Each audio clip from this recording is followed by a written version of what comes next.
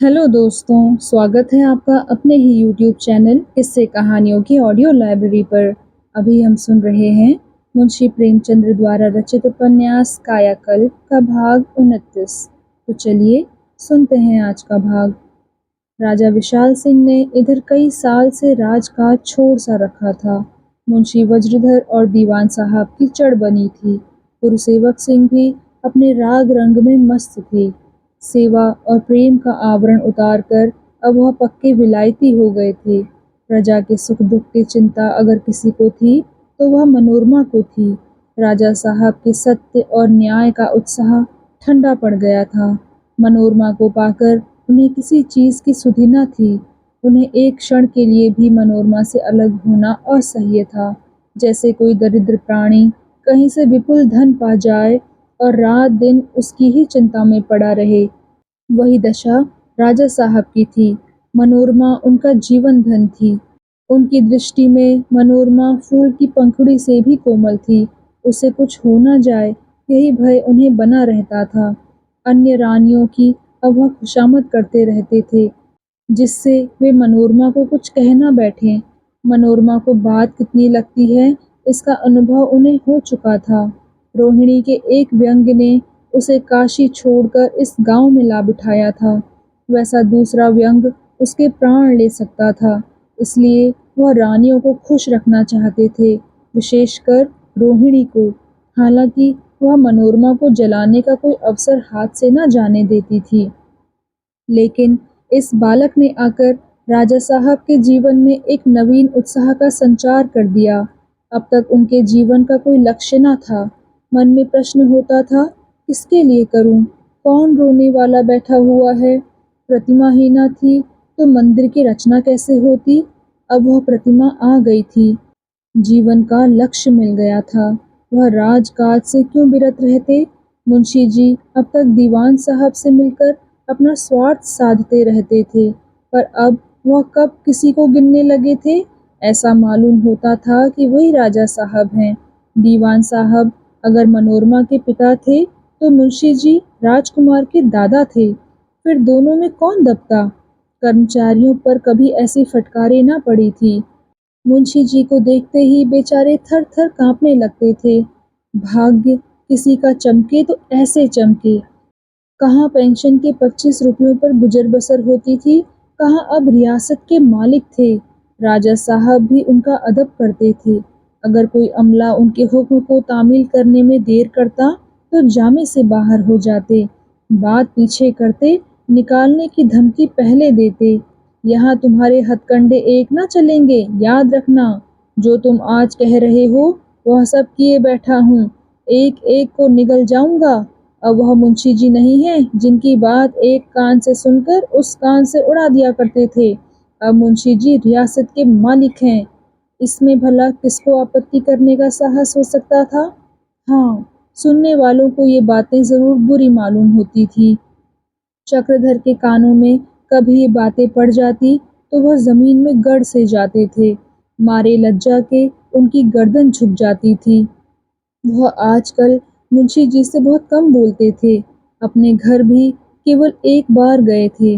वहाँ माता की बातें सुनकर उनको फिर जाने की इच्छा न होती थी। मित्रों से मिलना जुलना उन्होंने कम कर दिया था। हालांकि अब उनकी संख्या बहुत बढ़ गई थी। वास्तव में यहाँ का जीवन उनके लिए असह्य हो गया था। वह फिर अपनी शांति कुटीर को लौट जाना चाहते थे। यहाँ आए दिन कोई न कोई बात हो ही जाती थी जो दिन भर उनके चित्त को व्यग्र रखने को काफी होती थी। कहीं कर्मचारियों में जूती पैजार होती थी, कहीं गरीब आसामियों पर डांट फटकार, कहीं रनिवास में रगड़ झगड़ होती थी, तो कहीं इलाके में दंगा फसाद। उन्हें स्वयं कभी कभी कर्मचारियों को तंबीह करनी पड़ती। कई बार उन्हें विवश होकर नौकरों को मारना भी पड़ा था। सबसे कठिन समस्या यही थी कि यहाँ उनके पुराने सिद्धांत भंग होते चले जाते थे। वह बहुत चेष्टा करते थे कि मुंह से एक भी अशिष्ट शब्द न निकले, पर प्रायः नित्य ही ऐसे अवसर आ पड़ते कि उन्हें विवश होकर दंड नीति का आश्रय लेना ही पड़ता था। लेकिन अहिल्या इस जीवन का चरम सुख भोग कर रही थी। बहुत दिनों तक दुख झेलने के बाद उसे यह सुख मिला था और उनमें मग्न थी। अपने पुराने दिन उसे बहुत जल्द भूल गए थे और उनकी याद दिलाने में उसे दुख होता था। उसका रहन-सहन बिल्कुल बदल गया था। वह अच्छी-खासी अमीरज़ादी बन गई थी। सारे दिन आमोद-प्रमोद के सिवा उसे दूसरा काम न था। पति के दिल पर क्या गुज़र रही है, यह सोचने का कष्ट क्यों उठाती? जब वह खुश थी, तब उसके स्वामी भी अवश्य खुश होंगे।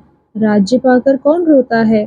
उसकी मुख छवि अपूर्ण चंद्र की भांति तेजोमय हो गई थी। उसकी सरलता, वह नम्रता, वह कर्मशीलता गायब हो गई थी। चतुर गृहिणी अब एक सगर्वा यौवन वाली कामिनी थी, जिसकी आँखों से मद छलका पड़ता था। चक्रधर ने जब उसे पहली बार देखा था, तब वह एक मुरझाती हुई कली थी और मनोरमा एक खिले हुए प्रभात की स्वर्णमयी किरणों से विलसित फूल। अब मनोरमा अहिल्या हो गई थी और अहिल्या मनोरमा। अहिल्या पहर दिन चढ़े अंगड़ाइयाँ लेती हुई शयनागार से निकलती। मनोरमा पहर रात से ही घर या राज्य का कोई न कोई काम करने लगती थी। शंखधर अब मनोरमा के ही पास रहता था, वही उसका लालन-पालन करती थी। अहिल्या केवल कभी-कभी उसे गोद में लेकर प्यार कर लेती, मानो किसी दूसरे का बालक हो। बालक भी अब उसकी गोद में आते हुए झिझकता। मनोरमा ही अब उसकी माता थी। मनोरमा की जान अब उसमें थी और उसकी मनोरमा में। कभी-कभी एकांत में मनोरमा बालक को गोद में लिए घंटों मुँह छिपाकर रोती। उसके अंतःस्थल में अहर्निश एक शूल सा होता रहता था। हृदय में नित्य एक अग्निशिखा प्रज्वलित रहती थी और जब किसी कारण से वेदना और जलन बढ़ जाती, तो उसके मुख से एक आह और आँखों से आँसू की 4 बूंदें निकल पड़ती थी। बालक भी उसे देखकर रोने लगता। तब मनोरमा आँसुओं को पी जाती और हँसने की चेष्टा करके बालक को छाती से लगा लेती। उसकी तेजस्विता गहन चिंता और गंभीर विचार में रूपांतरित हो गई थी। वह अहिल्या से दबती थी, पर अहिल्या उससे खिंची सी रहती। कदाचित वह मनोरमा के अधिकारों को छीनना चाहती थी, उसके प्रबंध में दोष निकालती रहती, पर रानी मनोरमा अपने अधिकारों से जी जान से चिमटी हुई थी। उनका अल्पांश भी न त्यागना चाहती थी, बल्कि दिनों दिन उन्हें बढ़ाती जाती थी। यही उसके जीवन का आधार था। अब चक्रधर अहिल्या से अपने मन की बातें कभी न कहते थे। यह संपदा उनका सर्वनाश किए डालती थी। क्या अहिल्या यह सुख विलास छोड़कर मेरे साथ चलने पर राजी होगी? उन्हें शंका होती थी कि कहीं वह इस प्रस्ताव को हंसी में न उड़ा दे या मुझे रुकने के लिए मजबूर न करे। अगर वह दृढ़ भाव से एक बार कह देगी कि तुम मुझे छोड़कर नहीं जा सकते, तो वह कैसे जाएंगे? उन्हें इसका क्या अधिकार है कि उसे अपने साथ विपत्ति झेलने के लिए कहें? उन्होंने अगर कहा और वह धर्म संकट में पड़कर उनके साथ चलने पर तैयार भी हो गई, तो मनोरमा शंखधर को कब छोड़ेगी? क्या शंखधर को छोड़कर अहिल्या उनके साथ जाएगी? जाकर प्रसन्न रहेगी क्या? अगर बालक को मनोरमा ने दे भी दिया, तो क्या वह इस वियोग की वेदना सह लेंगी? इसी प्रकार के कितने ही प्रश्न चक्रधर के मन में उठते रहते थे और वह किसी भांति अपने कर्तव्य का निश्चय न कर सकते थे। केवल एक बात निश्चित थी, वह इन बंधनों में पड़कर अपना जीवन न नष्ट करना चाहते थे। संपत्ति पर अपने सिद्धांतों को भेंट न कर सकते थे। एक दिन चक्रधर बैठे कुछ पढ़ रहे थे कि मुंशी जी ने आकर कहा, बेटा जरा एक बार रियासत का दौरा क्यों नहीं कर आते? आखिर दिन भर पड़े ही रहते हो। मेरी समझ में नहीं आता तुम किस रंग के आदमी हो।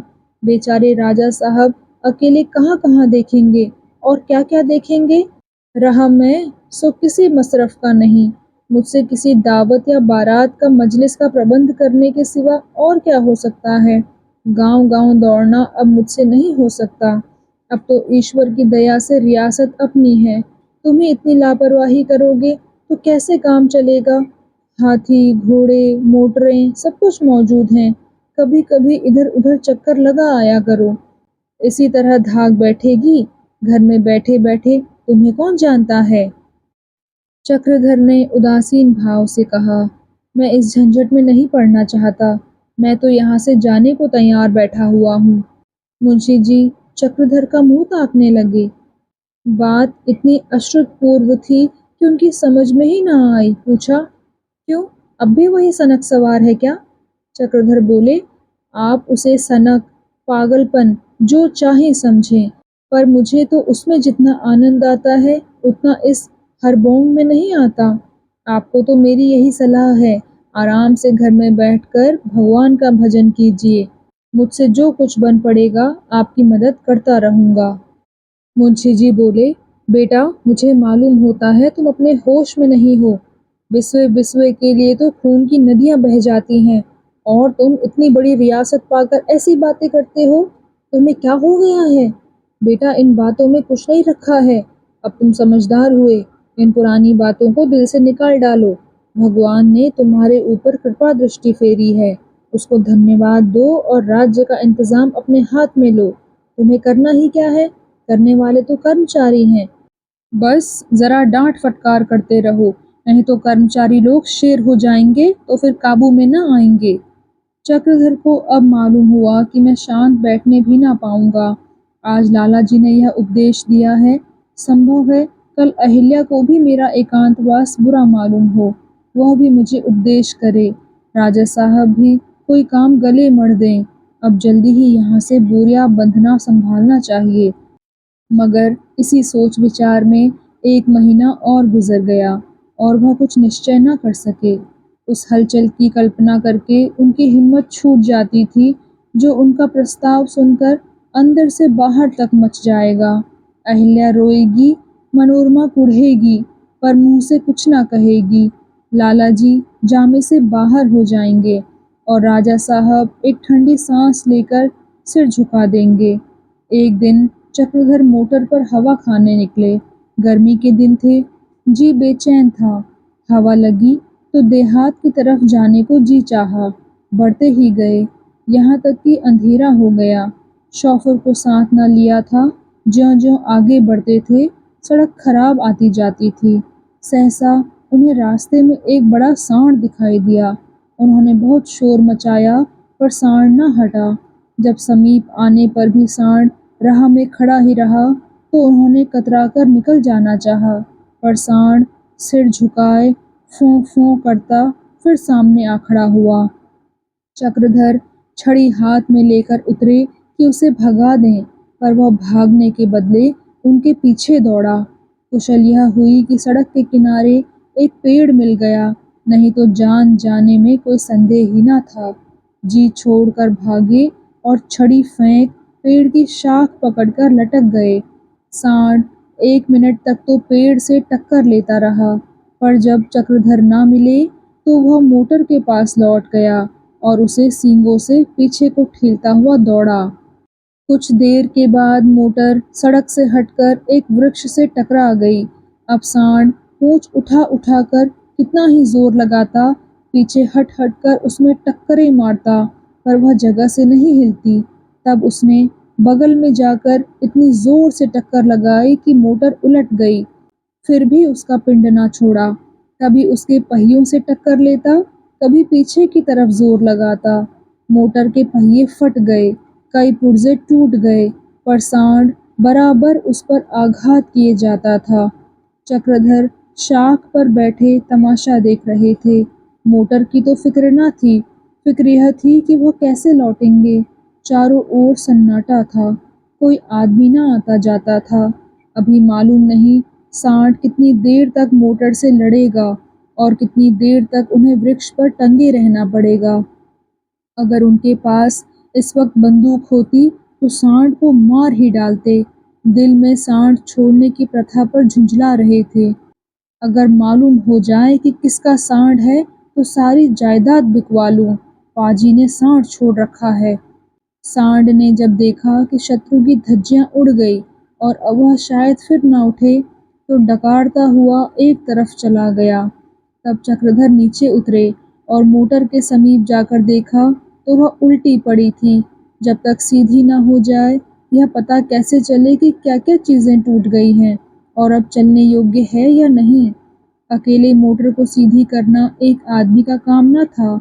सोचने लगे कि आदमियों को कहाँ से लाऊं, इधर से तो शायद अब रात भर कोई ना निकलेगा। पूर्व की ओर थोड़ी ही दूर पर एक गांव था।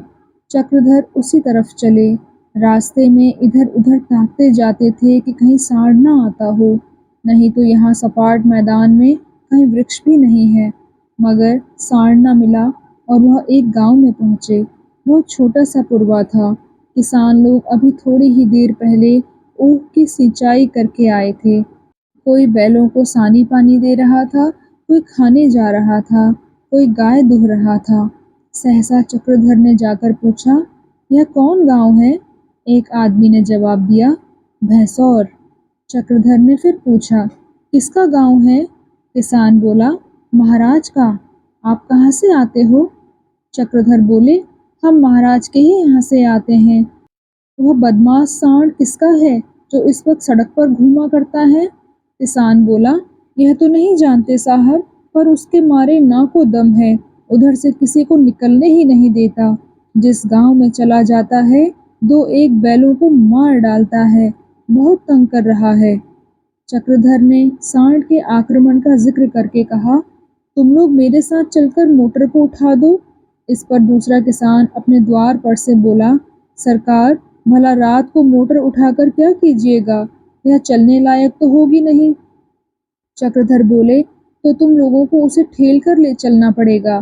पहला किसान बोला, सरकार, रात भर यही ठहरें, सवेरे चलेंगे, ना चलने लायक होगी तो गाड़ी पर लाद कर पहुंचा देंगे।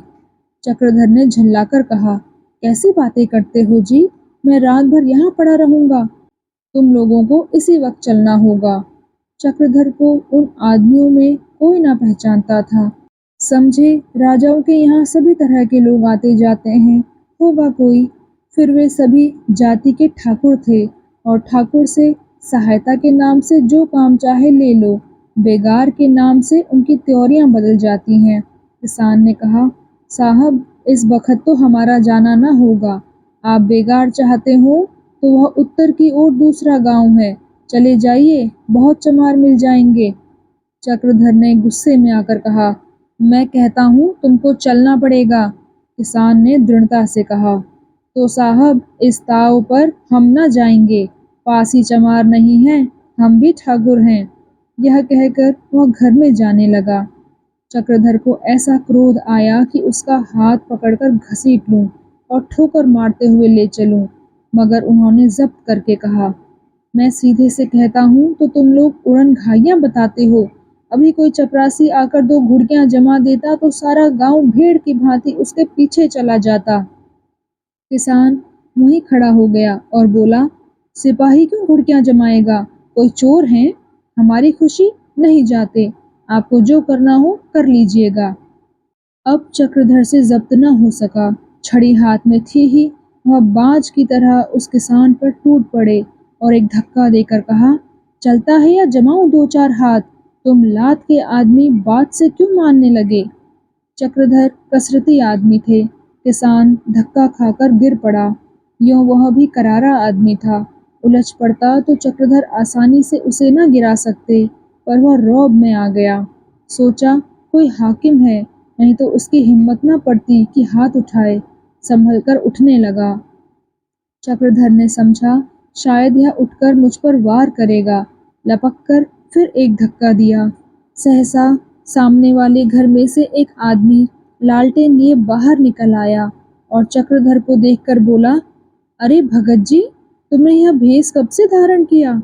मुझे पहचानते हो? हम भी तुम्हारे साथ जेल में थे। चक्रधर उसे तुरंत पहचान गए। यह उनका जेल का साथी धन्ना सिंह था। चक्रधर का सारा क्रोध हवा हो गया। लजाते हुए बोले, क्या तुम्हारा घर इसी गांव में है धन्ना? धन्ना सिंह बोला, हाँ साहब, यह आदमी जिसे आप ठोकरे मार रहे हैं मेरा सगा भाई है। मैं तो खाना खा रहा था। खाना छोड़कर जब तक उठूं तब तक तो तुम गरमा ही गए। तुम्हारा मिजाज इतना कड़ा कब से हो गया? जेल में तो तुम दया और धर्म के देवता बने हुए थे। क्या दिखावा ही दिखावा था।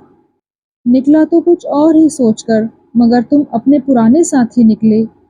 कहाँ तो दारोगा को बचाने के लिए अपनी छाती पर संगीन रोक ली थी, कहाँ आज जरा सी बात पर इतने तेज पड़ गए।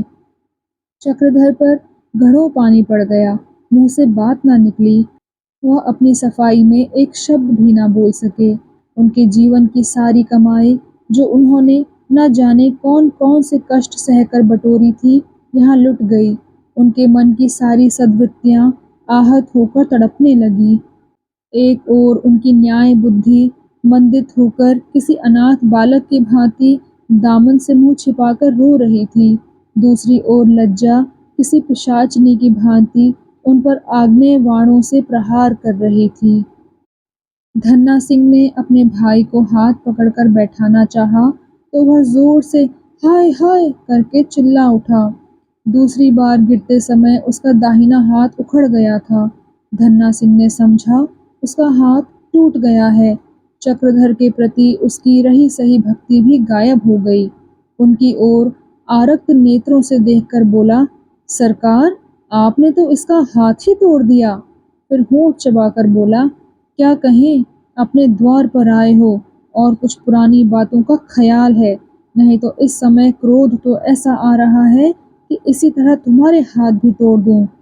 यह तुम इतने कैसे बदल गए? अगर आंखों से ना देखा होता तो मुझे कभी विश्वास न आता। जरूर तुम्हें कोई ओहदा या जायदाद मिल गई, मगर यह न समझो कि हम अनाथ हैं। अभी जाकर महाराज के द्वार पर फरियाद करें तो तुम खड़े खड़े बंध जाओ।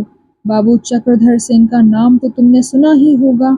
अब किसी सरकारी आदमी की मजाल नहीं कि बेगार ले सकें। तुम बेचारे किस गिनती में हो? ओहदा पाकर अपने दिन भूल न जाना चाहिए। तुम्हें मैंने अपना गुरु और देवता समझा था। तुम्हारे ही उपदेश से मेरी पुरानी आदतें छूट गई। गांजा और चरस तभी से छोड़ दिया। जुए के नगीज नहीं जाता। जिस लाठी से सैकड़ों सिर फोड़ डाले होंगे, अब वह टूटी हुई पड़ी है। मुझे तो तुमने यह उपदेश दिया और आप लगे गरीबों को कुचलने। मन्ना सिंह ने इतना ही ना कहा था कि रात को यहीं ठहर जाओ, सवेरे हम चलकर तुम्हारी मोटर पहुंचा देंगे। इसमें क्या बुराई थी? अगर मैं उसकी जगह होता तो कह देता कि तुम्हारा गुलाम नहीं हूँ, जैसे चाहो अपनी मोटर ले जाओ, मुझसे मतलब नहीं। मगर उसने तो तुम्हारे साथ भलमनसी की और तुम उसे मारने लगे। अब बताओ, इसके हाथ की क्या दवा की जाए? सच है, पद पाकर सबको मद हो ही जाता है। चक्रधर ने ग्लानि वेदना से व्यथित स्वर में कहा, धन्ना सिंह, मैं बहुत लज्जित हूँ, मुझे क्षमा करो। जो दंड चाहो दो, सिर झुकाए हुए हूँ, जरा भी सिर न हटाऊंगा, एक शब्द भी मुंह से ना निकालूंगा। यह कहते कहते उनका गला फंस गया। धन्ना सिंह भी गदगद हो गया, बोला, अरे भगत जी, ऐसी बातें ना कहो, तुम मेरे गुरु हो, तुम्हें मैं अपना देवता समझता हूँ। क्रोध में आदमी के मुंह से दो चार कड़ी बातें निकल ही जाती हैं, उनका ख्याल ना करो। भैया, भाई का नाता बड़ा गहरा होता है। भाई चाहे अपना शत्रु हो, लेकिन कौन आदमी है जो भाई को मार खाते देखकर क्रोध को रोक सके? मुझे अपना वैसा ही दास समझो जैसे जेल में समझते थे। तुम्हारी मोटर कहाँ है? चलो, मैं उसे उठाए देता हूँ, या हुक्म हो तो गाड़ी जोत लूं। चक्रधर ने रोकर कहा, जब तक इसका हाथ अच्छा ना हो जाएगा, तब तक मैं कहीं ना जाऊंगा धन्ना सिंह। हाँ, कोई आदमी ऐसा मिले जो यहाँ से जगदीशपुर जा सके तो उसे मेरी एक चिट्ठी दे दो। धन्ना सिंह बोले, जगदीशपुर में तुम्हारा कौन है भैया? क्या रियासत में नौकर हो गए हो? चक्रधर बोले, नौकर नहीं हूँ, मैं मुंशी वज्रधर का लड़का हूँ। धन्ना सिंह ने विस्मित होकर कहा, सरकार ही बाबू चक्रधर सिंह हैं। धन्य भाग थे कि सरकार के आज दर्शन हुए। यह कहते हुए वह दौड़कर घर में गया और एक चारपाई लाकर द्वार पर डाल दी। फिर लपक कर गांव में खबर दे आया। एक क्षण में गांव के सब आदमी आकर चक्रधर को नजरें देने लगे। चारों ओर हलचल सी मच गई। सब के सब उनके यश गाने लगे। जब से सरकार आए हैं, हमारे दिन फिर गए हैं। आपका शील स्वभाव जैसा सुनते थे वैसा ही पाया। आप तो साक्षात भगवान हैं। धन्ना ने कहा, मैंने तो पहचाना ही नहीं, क्रोध में ना जाने क्या क्या बक गया। दूसरा ठाकुर बोला, सरकार अपने को बोल देते तो हम मोटर को कंधों पर लाद कर ले चलते। हुजूर के लिए जान हाजिर है। मन्ना सिंह, मर्द आदमी, हाथ झटक कर उठ खड़े हो, तुम्हारे तो भाग्य खुल गए। मन्ना सिंह ने कराह कर मुस्कुराते हुए कहा, सरकार देखने में तो दुबले पतले हैं, पर आपके हाथ पांव लोहे के हैं। मैंने सरकार से भिड़ना चाहा, पर आपने एक ही अड़ंगे में मुझे दे पटका। धन्ना सिंह बोला, अरे पागल, भाग्यवानों के हाथ पांव में ताकत नहीं होती, अकबाल में ताकत होती है, उससे देवता तक कांपते हैं। चक्रधर को इन ठकुर सुहाती बातों में जरा भी आनंद न आता था। उन्हें उन पर दया आ रही थी। वह प्राणी जिसे उन्होंने अपने कोप का लक्ष्य बनाया था, उनके शौर्य और शक्ति की प्रशंसा कर रहा था। अपमान को निगल जाना चरित्र पतन की अंतिम सीमा है, और यही खुशामद सुनकर हम लट्टू हो जाते हैं। जिस वस्तु से घृणा होनी चाहिए, उस पर हम फूले नहीं समाते। चक्रधर को अब आश्चर्य हो रहा था कि मुझे इतना क्रोध आया कैसे। आज से साल भर पहले भी मुझे कभी किसी पर इतना क्रोध नहीं आया। साल भर पहले कदाचित वह मन्ना सिंह के पास आकर सहायता के लिए मिन्नत समाजत करते। अगर रात भर रहना भी पड़ता तो रह जाते, इसमें उनकी हानि ही क्या थी। शायद उन्हें देहातियों के साथ एक रात काटने का अवसर पाकर खुशी होती। आज उन्हें अनुभव हुआ कि रियासत की भूख कितनी गुप्त और अलक्षित रूप से उनमें समाती जाती है, कितने गुप्त और अलक्षित रूप से उनकी मनुष्यता, चरित्र और सिद्धांत का ह्रास हो रहा है। सहसा सड़क की ओर प्रकाश दिखाई दिया। जरा देर में दो मोटरें सड़क पर धीरे धीरे जाती हुई दिखाई दी, जैसे किसी को खोज रही हूँ। एकाएक दोनों उसी स्थान पर पहुंचकर रुक गई जहां चक्रधर की मोटर टूटी पड़ी थी। फिर कई आदमी मोटर से उतरते दिखाई दिए। चक्रधर समझ गए कि मेरी तलाश हो रही है। तुरंत उठ खड़े हुए।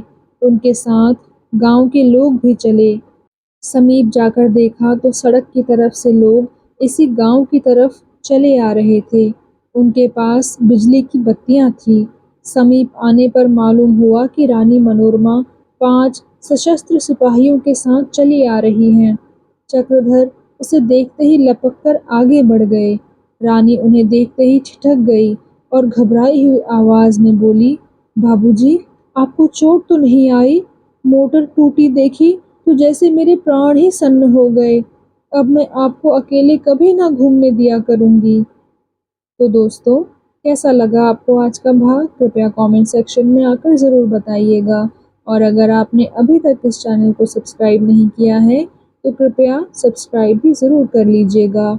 मैं मिलती हूँ आपसे इसी कहानी के अगले भाग के साथ। तब तक के लिए धन्यवाद।